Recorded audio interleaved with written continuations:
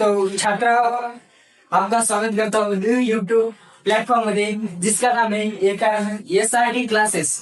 तो कल का अपना टॉपिक एक ही हुआ था, सरल वाक्य।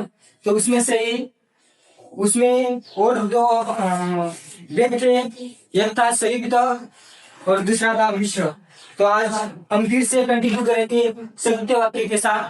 तो जानते जिन वाक्यों में दो या दो से अधिक स्वतंत्र उपवाक्य किसी समुच्चय बोधक अवयव से जुड़े होते हैं, उन वाक्यों को संयुक्त वाक्य कहते हैं।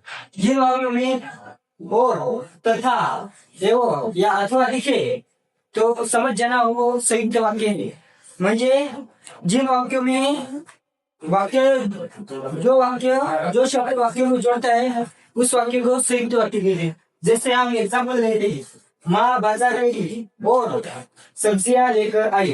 गौर कीजिए स्टूडेंट, माँ बाजार गई, यहाँ पर कौन सा शब्द इन वाक्यों को जोड़ रहा है? और देखिए, और शब्द इन वाक्यों को जोड़ रहा है। तो माँ बाजार गई और सब्जियां लेकर आई। तो ऐसा अपना संयुक्त वाक्य आशा करता हूँ कि आपको समझ में आया होगा।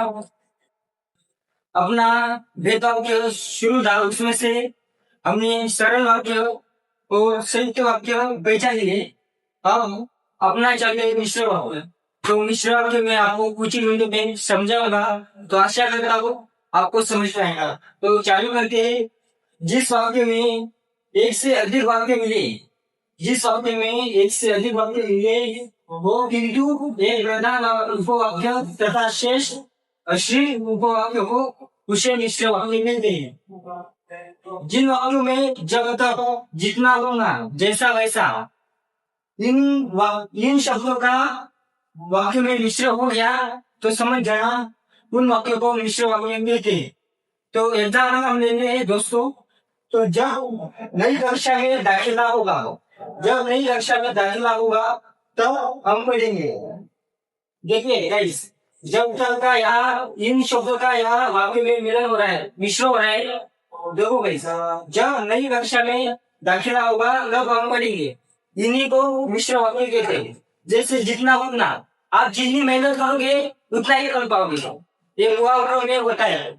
जैसा आप कर्म करोगे वैसा ही कर पाओगे। तो इन वाक्यों का हम मिश्र वाक्य समझते, आशा करता हूँ आप समझ चुके। तो हमारे सारे क्लास को सब्सक्राइब करें, लाइक करें और ज्यादा से ज्यादा फॉलो करें। धन्यवाद।